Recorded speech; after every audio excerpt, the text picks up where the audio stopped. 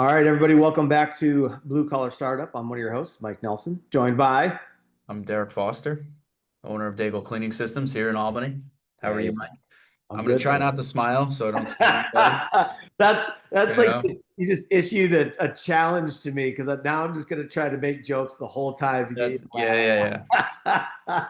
That's what my kids do now. They just get me to Uh, laugh, and It's funny. My youngest got a play dental set a couple weeks ago because she went to the dentist for the first time. So yeah, yeah. her grandmother had to buy her that. Now they like to play around and operate on me. Oh, that's When I hilarious. get home. So it's a big joke. Give the audience the update on the tooth, Derek. What's going on? Well, actually, I haven't even told you. So I got some good news last week, which is great. But I could finally get the post put in, so I get my crown and all of that. Yeah, We're looking at like midsummer. So midsummer. yeah, it's like a 9 month project. So Oh to man. everybody out there eating chicken wings, just be very very Be cautious. very careful what you bite into. Oh yeah, Oh man, that's amazing. All right, well, so let's segue the show. For our listeners, so I had a conversation with a contractor the other day, a friend of mine, great dude, and we were just talking about how long it takes to build, a successful business, quote unquote, which I think there's a lot of ways, and maybe we'll talk about it, that you can define a successful business, but his thought was he was almost kind of exasperated about how long it's going to take and the idea that it could take him 20 or 30 years to build a business like Bonaccio Construction, or not even that large, but just he was sounding very I don't want to say defeated, but he was just like, man, like it just takes forever. And, that made me want to have a conversation with Derek because I've known Derek for most of his professional career and I've seen his business grow and him grow along that and be very successful and grow into the current stage of business that he's in, which I know that's not the end of it. It's always going and growing, but I thought that Derek was a really good person to talk about how long it takes, but to also put in perspective that there's milestones along the way that you can reach. And it doesn't take 20 years to get to those milestones, right? Like, so kind of hopefully to give a little hope to the young companies out there or people that are feeling a little exhausted, but also just for the startups that are thinking about how long they're going to take to build a business and how much time and effort they should be putting in before they start to see a real business materialize, right? And then hopefully we'll get into a little bit too about some of the pitfalls and some of the shortcuts uh, that can help them get there. So, D, I know that we've talked about it on before on the show a few times, but you've been in business how long with Daigle Cleaning Systems? it'll be 15 years in November. 15. Okay, I was for some Yeah. reason I was thinking 13. 15 years. Wow, man. Does it seem like 15 years? Or does it seem like a blink of an eye? No, it's gone by really really fast, which is the crazy part. But I think from when you texted me the other day and we were looking at having this conversation, a number of things kind of popped into my head, and it's a never ending project. So, I don't think you can really put a time frame on it. And looking at starting or building a business, you have to start somewhere, and in my opinion, there's no such thing as it's too late or I can't do this. You can always have a change in career. You could move, into a trade or something different if you really wanted to pivot at any point in time. A lot of successful business owners don't start them until later in their careers.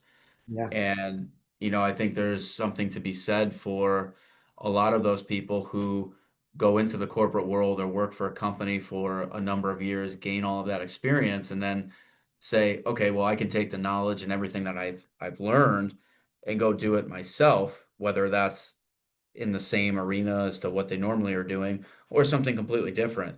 I think a lot of the rules and life lessons that come along when you're in business, they apply across all industries and different businesses. So, you know, I think a lot of, successful businesses are started later on in life by a lot of people.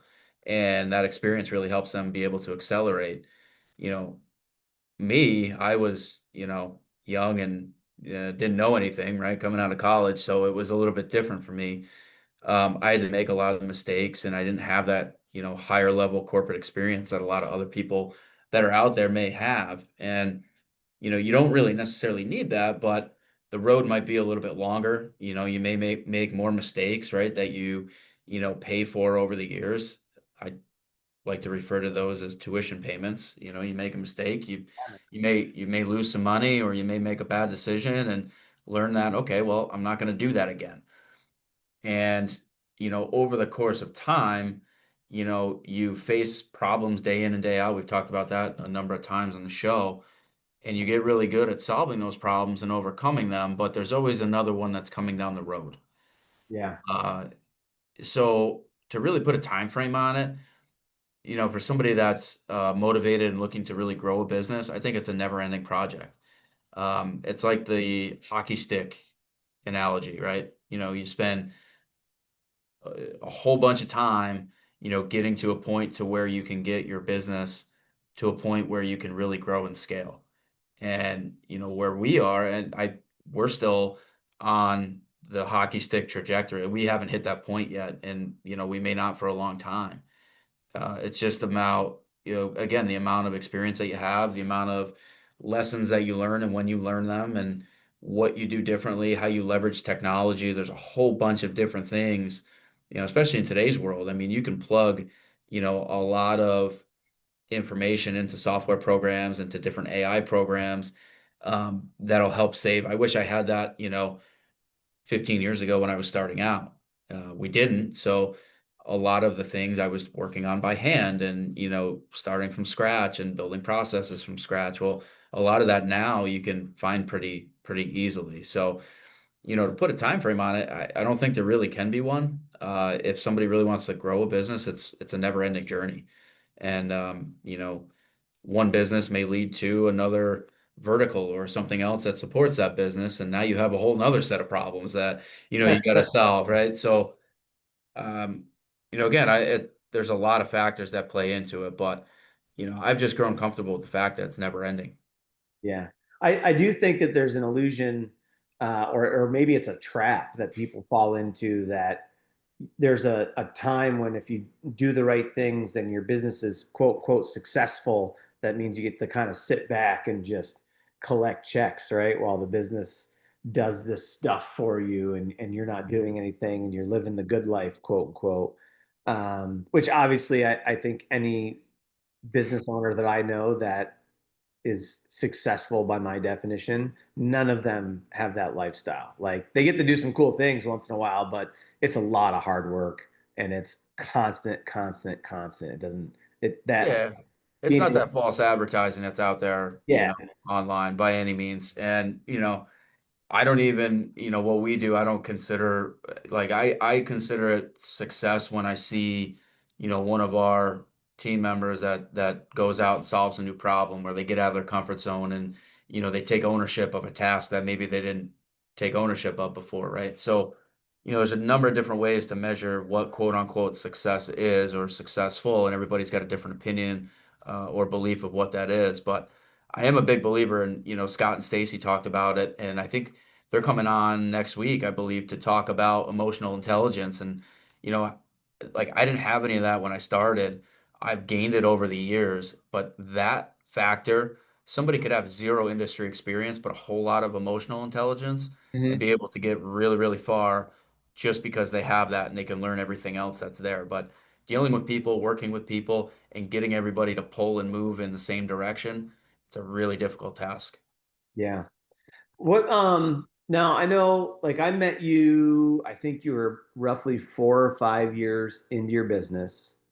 And I want to say you had I don't can't remember if it was 30 or 40 employees or 40 or 50 employees. Yeah, I think you're right. We were around that mark. Yeah. Yeah. And I'm just, I know that, and for the listeners don't know, Derek and his mom started the company. And I remember you saying in a recent episode that like you were working a full-time job and then you would leave that job and you would go and go to work basically again, but for your own company. Um, what at what point did you get to say like I'm quitting my full-time job and my side hustle is becoming my full-time job? It got to, that's a good question, right? And I think for me, it's probably different for everybody, depending on, what the scenario is. And, that was something else I was going to bring up too, how much time somebody has to dedicate to that business. If somebody is working, full time and doing it as a side hustle, yeah, it's going to take longer to build that business just due to time constraints. And there's nothing wrong with that. For me though, I I was really motivated. I was young. I didn't have a family at the time, so I could dedicate, endless time to, both my day job and, what I was doing in my own business. And we got to the point where I was, I forget what we were or what point we were at, but it was starting to consume more and more of my time. At my day job, I was able to, on lunch breaks, sit in the truck and take phone calls and do what I needed to do. And it got to a point where that got to be too much. So I was forced to make a decision. Was I uncomfortable? Yeah, you're giving up an income stream that's guaranteed as long as you show up and do what you're supposed to do every day, for potential upside of, growing the business or falling on my face. And, to me, I looked at it as, well, I could always go back to doing what I was doing before. Yeah. Um, so I had that luxury. Not everybody does. But yeah, it took a while to get to that point. And you know what? From the milestones, obviously you've seen some great growth over the years, and should be mentioned too. Like you're in a highly competitive industry, right? Like I hear that all the time from people about like, wow, there's too many competitors in the market. I mean, you're in a marketplace where there's competitors all over the place, right? People that whether it's larger companies or same size companies as you or the one or two person operation that doesn't have the overhead that comes in. So you have all these market forces that you're competing against. Uh, Janitorial on a whole is not known for having humongous profit margins, right? So you're growing a business with I mean, what's the industry average? Like 10%, Yeah, 20%? I mean, yeah, it varies, depending on, you know, multiple factors. Number one, the size of the buildings. Obviously, the larger the building, the tighter the margins are. But yeah, you're right. I mean, we compete, on just about every single job that we go into. I mean, there might be 3 to 4 to 5 plus companies that are looking at it and bidding it. So we try not to worry about that. We stay focused on what we do and the way that we're doing things. And it's worked out, but you're right. Yeah, it's very competitive. So it's I just mentioned all that, Derek, because I think for anyone listening, I think that they should understand that like you're not in some industry where it's easy to grow a business and it's easy to scale and there's no competitors. You know what I mean? Like, and I'm sure that there may Yeah, be yeah. an industry or two out there, but I have a lot of respect for anyone that's in a competitive industry like that and growing a business successfully. And so when you look at like that 0 to 5 year mark, and then we'll say the 5 to 7 or 8 year mark, right? Like, what kind of changes did you have to do as a company when you're going from 0 employees to 50 employees, and then from 50 employees to 70 or 8? As you kind of achieve Sure. some of those milestones. Yeah, well, we've had, several guests on the show that, have talked about it as well as they've grown. And I think the biggest thing is really when you hit that capacity of where you can't have your hands touching everything all the time, and you're spread so thin that you need to replicate each process and have a process for everything that happens in the company. So that way you can plug somebody into that seat, give them the tools they need to be successful and get out of their way. It's not that easy. It really isn't. So, from the 0 to 5 year mark, I was able to keep a pulse on, everything every day. And yeah, I was running around like a chicken with my head cut off. And, we were very busy. I enjoyed it. I really did. Um, Probably, that my favorite time was, when I could do the work, see the results. And, I like working with my hands. That was my background. So, having those tangible results to look at day in and day out, there's something to be said for that. And I really enjoyed it. But you get to that 5 year mark, and we desperately needed processes, and I think that's around the time that I had met you, and we had a Yep. lot of those conversations as well. So we put a lot of processes in place, but also the people that you bring in, um, as you grow, you need to be more and more selective with who you allow into the company to oversee certain tasks and look over certain things, because that is your culture. It's being shaped. And as you bring people in, if they're not getting that culture from the start, it's very, very hard to maintain that. And all it takes, especially in our business, it's a people-oriented business. uh, One bad apple can ruin the bunch. Yeah. So maintaining that culture, was huge from that 5 to 10 year mark, and we made a lot of changes where that was concerned. Um, a lot of buy-in on vision, mission, values. A lot of the soft stuff that people don't really talk about, but we've been fortunate enough to have some of our guests come on the show and talk about it. They sat down with their teams and said, "We better start documenting this. And what do we want our culture to be? What do we want our mission, vision, values to be?" And we've been able to implement that. And at the same time, every level that we hit requires a new um, skill set or level of competency and experience. As I mentioned before, I don't have all of that corporate experience, and I learned things on my own that's gotten me to a certain point. But over the years, I've had to bring in people who are better than me at a lot of different tasks, and I'm completely okay with that. And I've given them the tools to do what they need to do, and get out of their way to a certain extent, and allow them to operate and think of things and solve problems that maybe I wouldn't come up with. So we started to create that team atmosphere, and we've grown from there. But that's probably been the biggest, I guess, thing that to get us from, that 10 year mark to where we are now, is really having that buy-in from our team and allowing other people to make decisions that are affecting the day-to-day operations. I realized pretty quick that I'm not the best at, certain things, and you hire and you look to plug, or at least I did.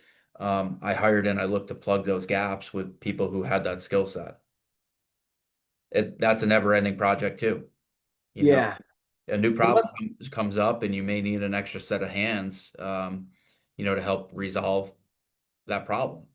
So and we're always, that was going to be go my next question to you was like, I know just from business owners that I've seen, right? Like, and myself as well, where we all kind of have like this ceiling that we hit from a skills standpoint, just like employees do.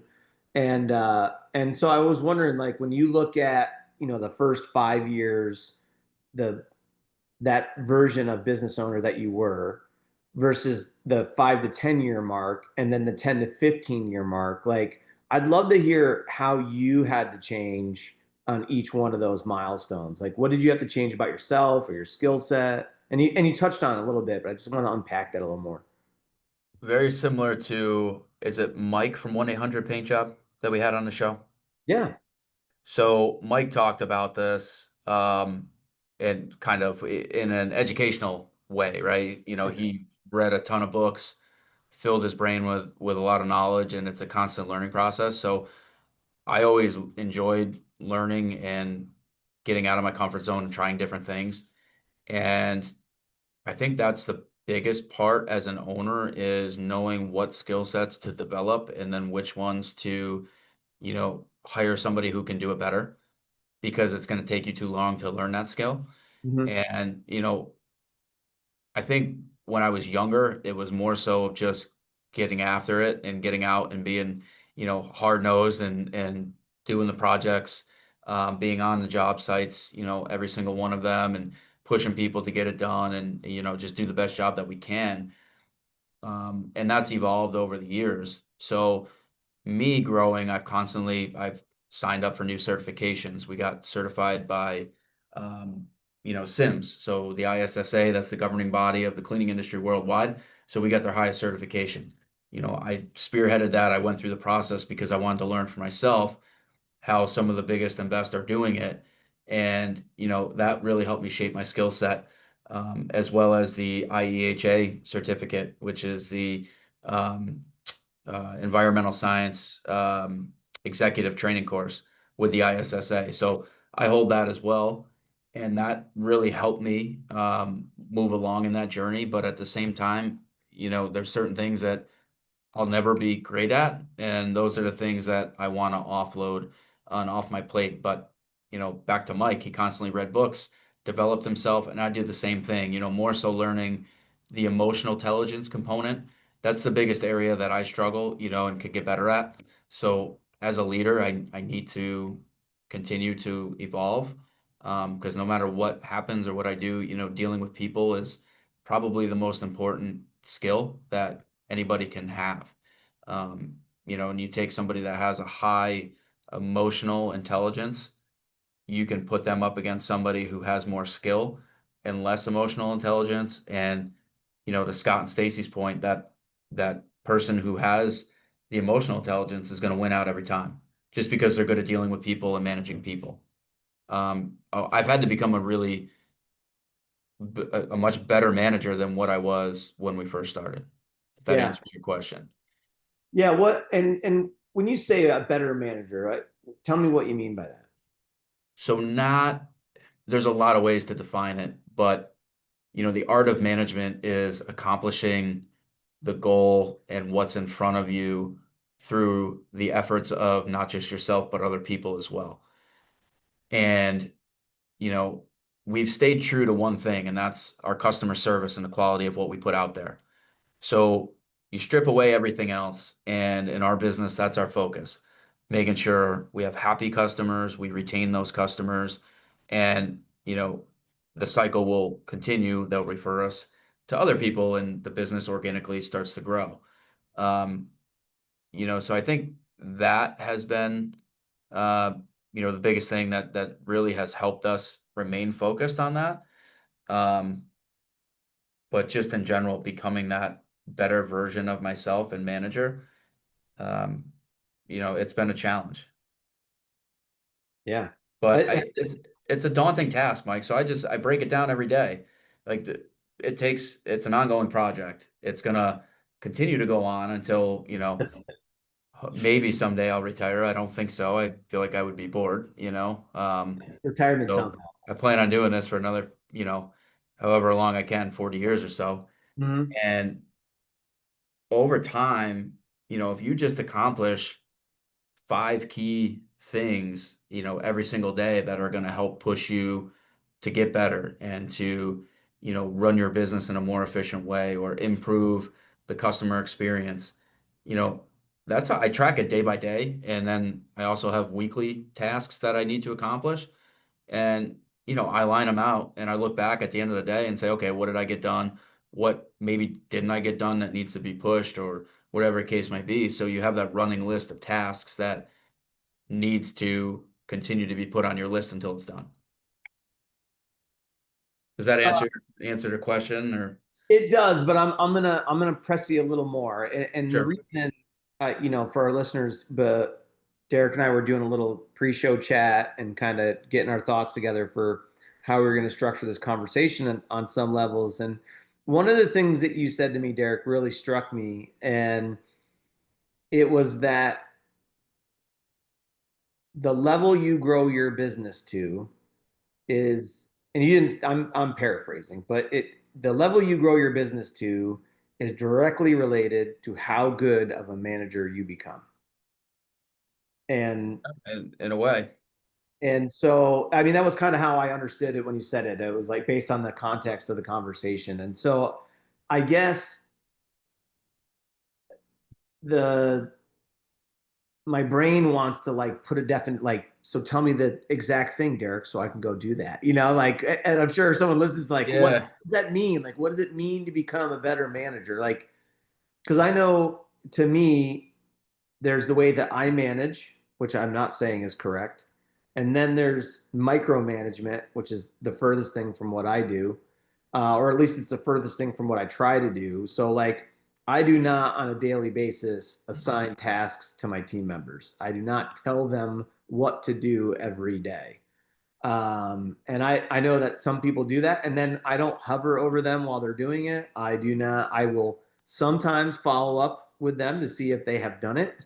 But I, from a like what like is it you're managing them as they go through a process? Are you managing the process, or like what is a good manager? I'd really love to be able to put some sort of definition on it.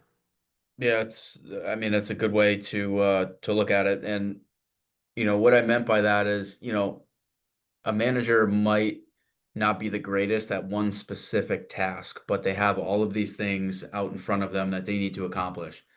And to your point, you don't need to necessarily micromanage people. And, I used to do that, way back when. And I've learned that rather than, micromanaging and questioning people, if it's the right fit and the person's in the right seat on the bus and they have the right skill sets, then you have to give them the tools and equip them with what they need, set their targets for them and let them go hit them. And there's a patience piece that I think is key to management, especially I think in the blue collar industries, because everything is, deadlines that approach quickly, right? Very demanding. We've had a number of our guests on the show come in and talk about some of the projects that they've completed. We talk about Reifenberg with the F1 Yeah. track, like perfect example. Their management team or the owners of the business, I'm sure, weren't there watching over their shoulder, structuring out, every hour of their day, right? It's no, I'm going to hire this group of people who's like-minded, who all has the same goal in mind. I'm going to send them down to Miami with the right tools, the right equipment, and positively encourage them, to accomplish this project and reward them if they do a good job, and then get the heck out of the way and let them do it. And I mean, you saw how excited they were. Pete was just talking about that project. Like they took a lot of Yeah. pride in that. And again, you don't have to be a business owner to have a lot of these managerial qualities. And frankly, it's easier if you go and work for somebody, as I mentioned before, in the corporate world, and you get to learn how to manage people at a higher level before going and trying to do that on your own. And it's it's the art of taking, there's a lot of noise that's around, like things that are going to take your time away and are distracting. But at the end of the day, what are the things that are important as a manager to where you can be the middle person between your boss or your customer and the employees that are at the end of that? Mhm. Because there's a level of service that's expected from the customer and something that's expected in order for them to pay you, right?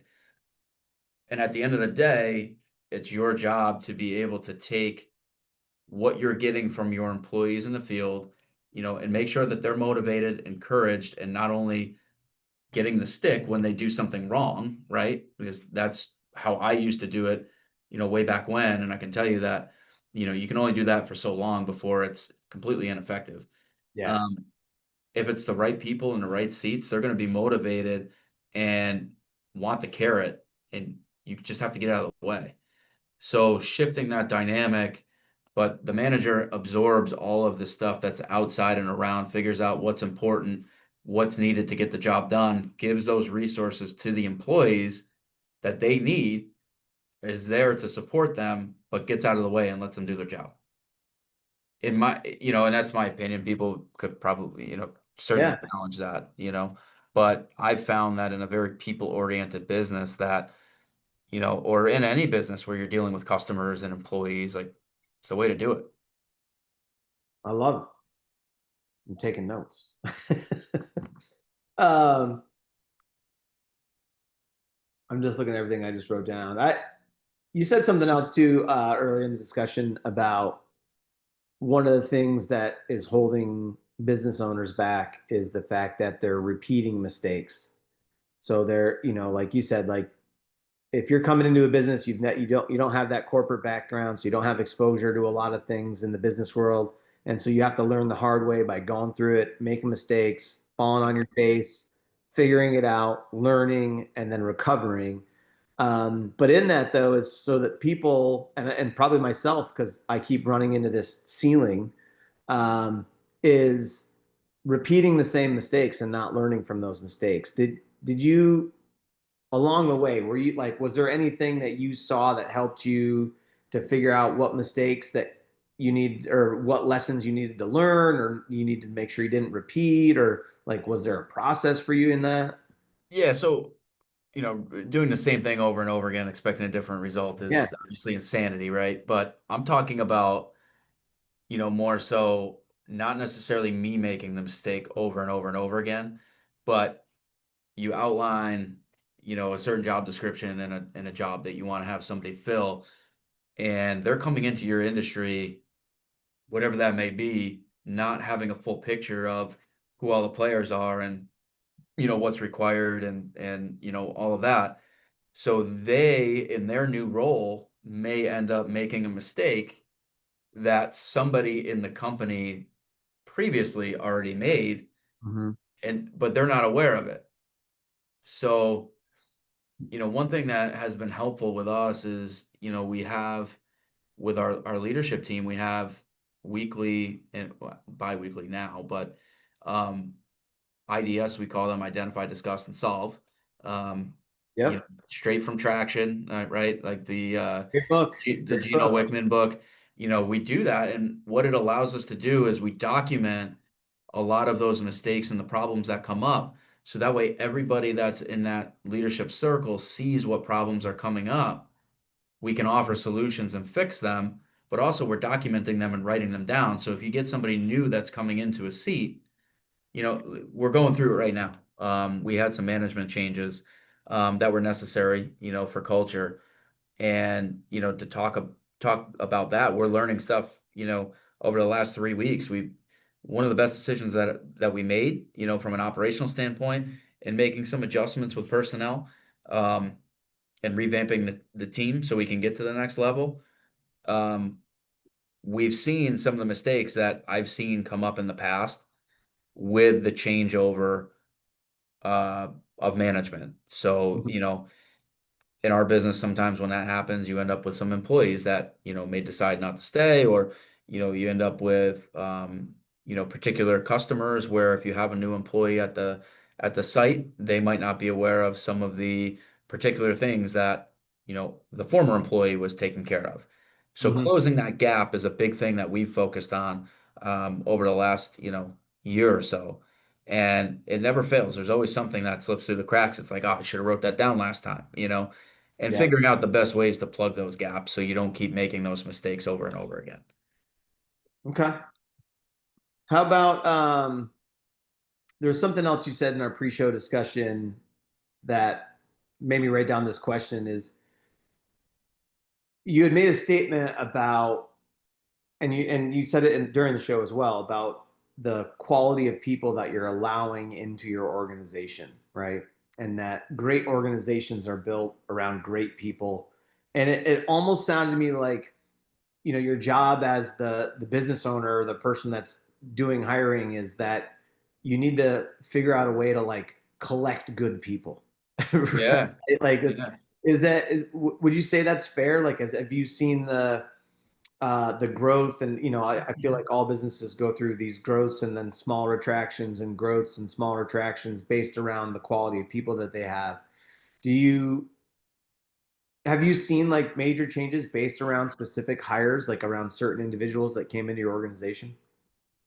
Yeah, it's a good question. So it's you definitely notice if you have the right person in the right seat, they're going to fully understand what they need to accomplish. And if you give them the right direction and the goals to hit, they're going to know what to do. Hmm. Um, some positions, I'm talking about management level, other positions that's not necessarily applicable. Hmm. Um, you give everybody the tools and resources to do their job, but in our business, it's very people oriented. So, the face of what the customer sees every day is that person that's going out to their facility to, clean every day. And it's extremely important. So we make sure that, our employees are well equipped, they have what they need, we communicate with them, and we take care of them. A lot of companies are exploring different ways and different, there's no wrong way to do it.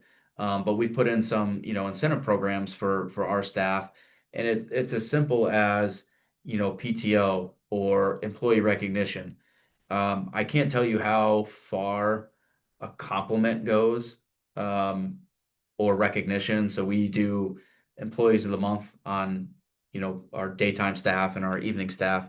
We have a company newsletter that we circulate within the company once a month, giving them the highlights and the updates so we can keep everybody connected, with all the good things that are happening. So easy to focus on the negative Yeah. things, but you know, the right people will take to things like that and they'll want to do well so they can be recognized, is my point and what I'm getting at. So Uh, if you set your targets in the way that you do things to attract those good people who want to do the right things and get rewarded for it, you set yourself up for, yeah, you essentially you collect good people and then you got to retain them. Well, how do we do that? There's many different ways to do it. But we've seen some companies come on here and they've been on the show and they're fully employee owned, or at least a part of it is employee yeah.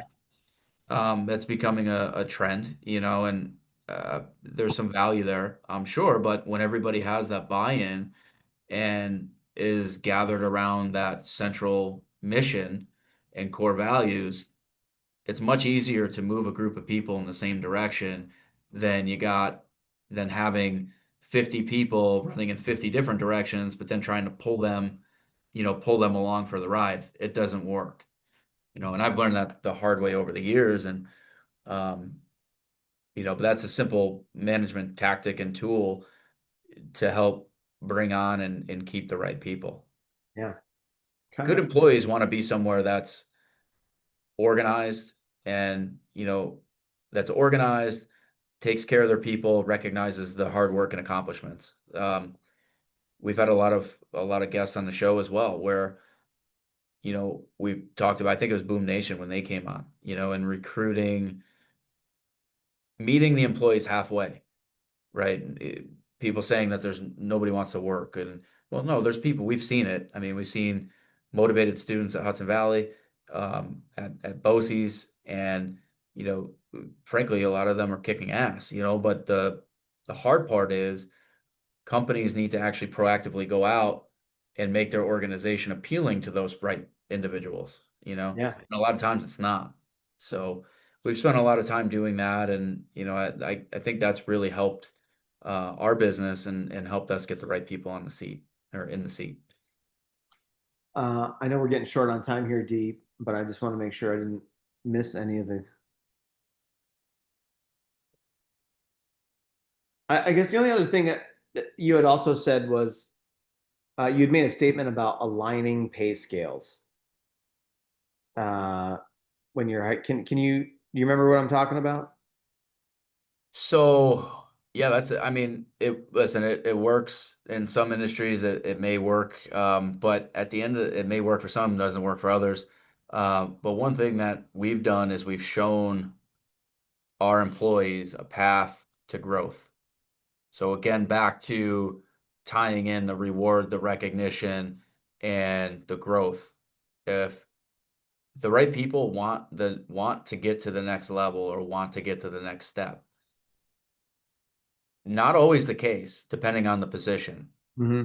Some of our best employees that have been, with us for 10 to 15 years have, you know, been a part-time employee who has wanted to come in and make extra money, to support whatever goals their family has. And, but they're motivated is my point. So, if you're able to motivate them in some way and they see that you have their best interest in mind, it completely flips the script. And now everybody's aligned to move in the same direction. So we took and we created a career roadmap where we drew out all of the important, positions in the organization and put a big poster in our warehouse and one here in our office. So that way every employee, if they want to move up or they want to get to the next level, they see exactly, what the pay range is for that position, and then also what qualifications they need to come in with if they want to move up. And a lot of that is based around training, continuing education.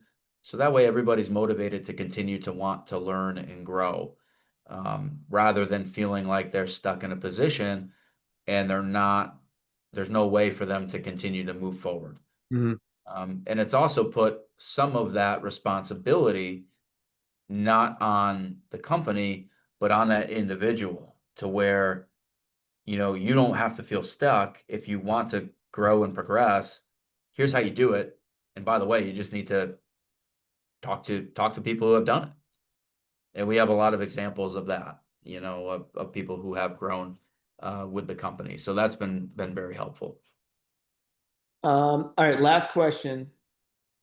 You made in our pre-show talk, you made a really good statement about one person's definition of hard work versus or of working hard versus someone else's definition of working hard, and the perception, or how someone perceives if they're working. And I just think it's a great statement because I've said it on the show, I've said it in front of you, and when you're not around. But like you're one of the hardest working people I've ever met in my life, and Appreciate it. I would sometimes think that I was a hard worker. And then I would see you and how hard I'm like, Jesus, he makes me look like I'm a slouch. And then I talk to other people who are like, dude, you're like, all you do is work. Like I'm like, no, I'm like, you think I work hard? I'm like, you should see fucking Derek Foster. So like, what can you unpack that a little bit though? So unpack, I guess As far as everybody's, the perceived, yeah, everybody's different, man. Like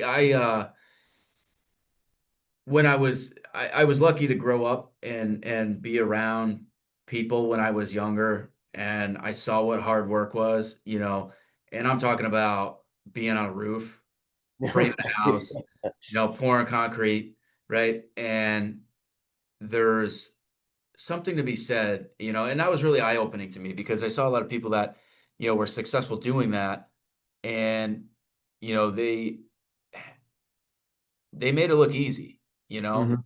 So in a way, I was just fortunate, while I was in the construction industry to learn all of that stuff. So I have a general understanding of it. And, you know, hey, let's face it, things go south, I can always go back and do that, right?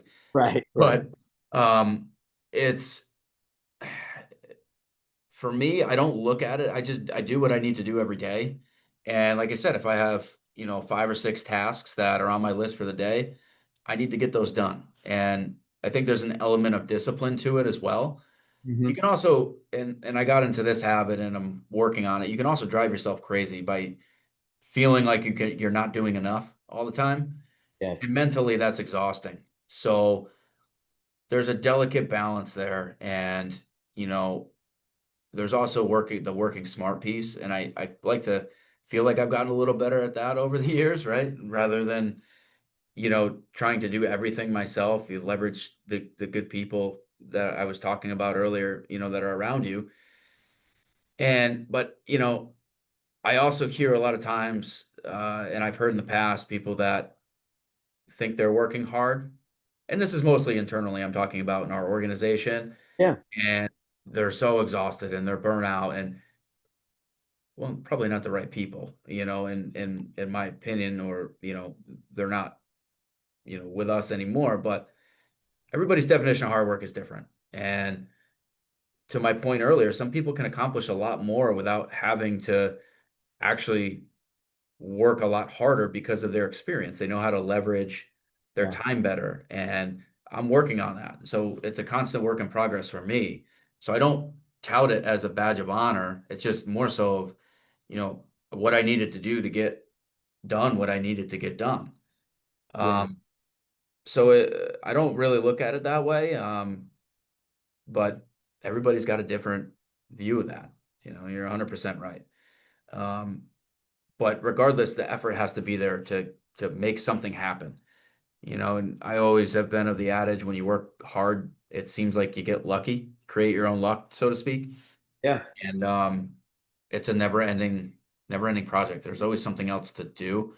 Um, so yeah, I don't know, but to anybody who's starting up, yeah, expect to work your ass off for an unforeseen amount of time, and that might not just be, working in the office or out in the field, but, you know, balancing that and a family. And there's a number of other elements that, you have to work at in order to be, in my opinion, successful, right? Mhm. There's a lot of elements to, not just your career or your work life, but also family life and everything else that goes on around you.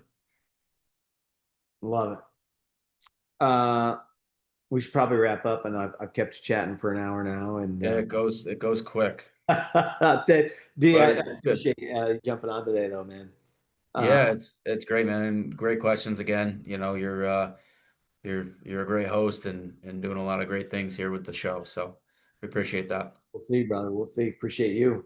And we both appreciate our sponsors Absolutely. for helping Yeah. us make this show possible. We've got People Ease, Martin Electric, Bonaccio, MLB Construction, Michael's Group, of course, Scott and Stacy over at Catamount. They're coming on next week. We're going to talk about EQ, which I believe stands for emotional quotient. Yeah. Emotional quotient, but emotional I know it's like intelligence. emotional intelligence. Yeah, Yeah. yeah. We'll get some definition to the Q next week. Scott's going to hear this and start laughing at me. Uh, but He's a lot smarter than we are, so it's okay. yeah, Laugh all for you want. sure, for sure. Uh, thanks everybody for listening. Of course, you can find us on Spotify, Apple, YouTube, and Rumble. And of course, check out our website, bluecollarstartup.io. And you guys will hear from us next week. And that wraps up another episode of Blue Collar Startup. A big thank you to our sponsors, 5 Towers Media, Daigle Cleaning Systems, Daigle Fire Solutions, The Michaels Group, Martin Electric, MLB Construction, Bonaccio Construction, Peopleese, and Catamount Consulting for making this podcast possible. And thank you for tuning in. If you learned something or felt inspired, connect with us on our website at bluecollarstartup.io or email us at hardhat.bcsu@gmail.com. We'd love to hear your questions and topic ideas. Help us spread the word by sharing the show and following us on social media for updates. Until next time, keep on building, keep on dreaming, and keep hustling like your future depends on it.